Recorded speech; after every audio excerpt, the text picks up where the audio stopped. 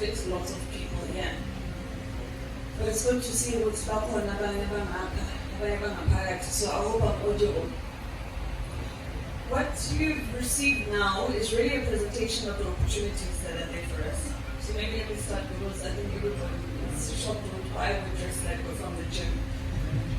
We started off with a wellness program, or a program near to Hanyani. So I'd say Hanyani is in to go slow. Yeah, Hanyani. Yeah. Strong, which means to live long. Because the program here too is about making sure that we get society to appreciate the need for us to live long, and we do that by having a healthy lifestyle, exercising, taking a walk, and so forth. So we go all over and we tell communities about this, but we also show them that you don't need to belong to an expensive gym, whether it's Planet Fitness, Virgin Active. I'm not supposed to be mentioning their names, but because they're not here, they kind of accuse me of trying to discredit their brands. But those expensive gyms, when it's around, even just as you sit at home, you can be able to really exercise, take a walk in your neighborhood and so forth. So we do a lot of things. We also introduce our Black communities to yoga. And so that's what we were here for today. But then we thought, because we were with athletes earlier, let's also meet the artists.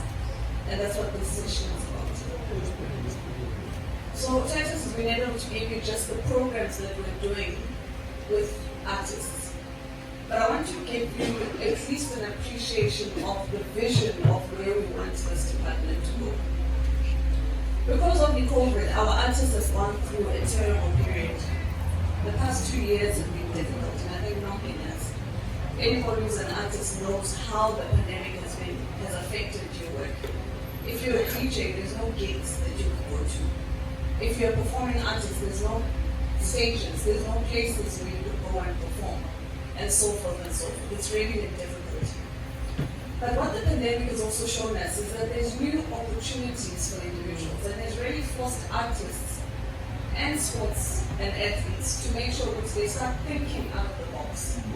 And that's why you have seen that when everybody was depressed and were in the hard lockdown, the DJs came out and started those lockdown sessions. I think all of us were watching them. And they were really able to bring back some life, even though there was a lot of depression, because all of us went through it. You can't go anywhere. We were all locked inside. But we started to have an appreciation of the value of the arts. And people started to realize that the arts is not just fun and games, but it actually has a positive impact that it plays in our societies. So when we speak about the happiness index, so Premier always says to me that your department is the department of fun. And you must be able to bring up the mood in our society. That's why when they gauge us based on the happiness index of the province. How happy is that nation? And it matters. It really matters because we are the economic hub and we need to protect that. So everything we do and every department knows that it must have an input into us maintaining our place as the economic hub of the country. But you're not going to be the economic hub if abantu are not healthy. That's why we do our high-end wellness program, so that people must be healthy, because when people are sick, they can't actively participate within the economy. But true with the artists is for you to do that which you do. And that is to create art, create songs, things that people are able to interact with, that bring them happiness. And you would have seen it and the importance of the arts during the hard lockdown. Because Sunday we all started watching TV.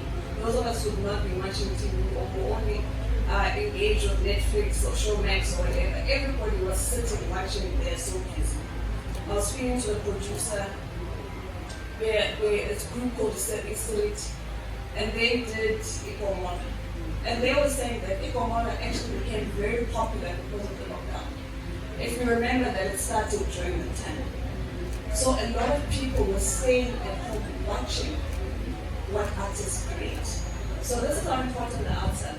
And I really want, if you even think about where we're from, with the apartheid, it was artists that were able to raise them. voice. So we can't undermine the sector. Unfortunately, we continue to have the smallest budget, but that is a different debate that we need to take up with the Premier and the President and so forth and so forth. That's a different debate, but it's to indicate what the arts are so critical in society. And unfortunately, because of the pandemic, artists were the hardest hit and so were the athletes. So there's a number of things that were done.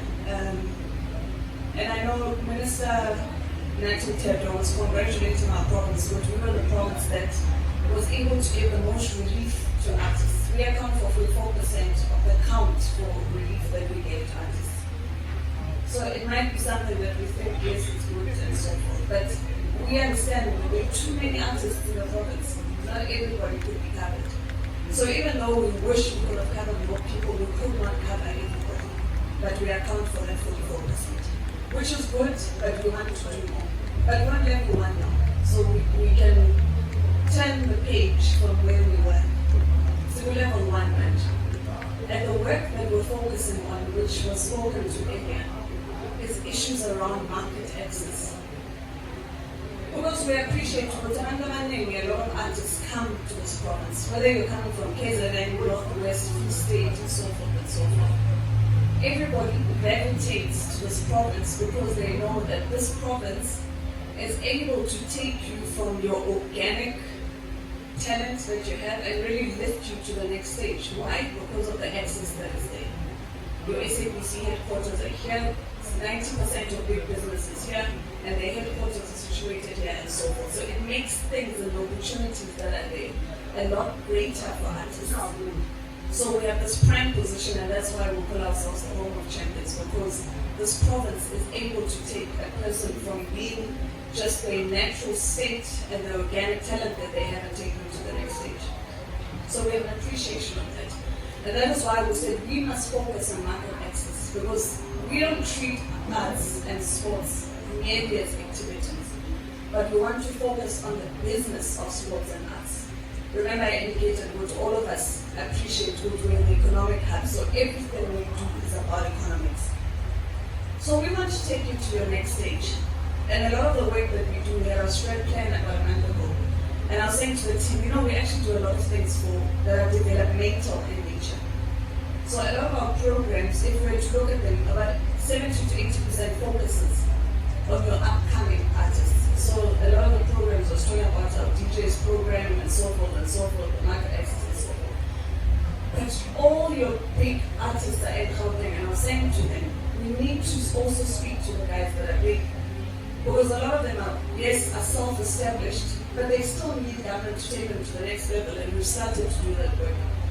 As we speak on average, a lot of them are piano artists are in the UK, and when they went to the UK the last time, we were able to connect them with the embassy and the High Commissioner, so that now we're able to assist them when they get there, because we want to take that sound to the world and help the artists. Because not only has Amapiano become a national sound, it's become a continental sound, and we really want to take it to the world.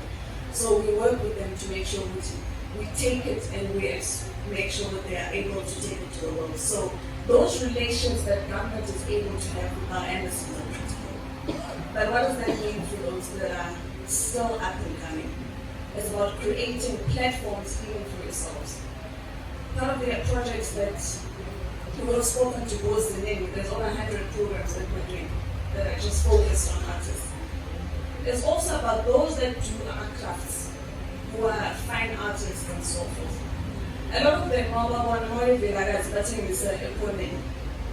that's where they sell their crafts and so forth. But how do we take them to the next level? And we said we must have a virtual gallery where we're able to place these individuals. Because when you have a virtual gallery that's owned by the department, it's going to have connections with people that are all over, throughout the continent, throughout the world. It creates that platform so that your work is able to be seen. So that's part of the work that the team will be doing, and that's the work they will be doing. But also, how do we take you to the next level? And that's why the issues of market access is where really the solves are. Because our problems on artists is not a lack of talent, it's a lack of access to opportunities. So that's why the issues around our market access are quite critical, and we're focusing. quite a lot of that, and he would have indicated on the different relationships that we have. For those that are graphic artists, fine artists, and so forth, we're even saying that it doesn't make sense to have government departments that don't have art of local and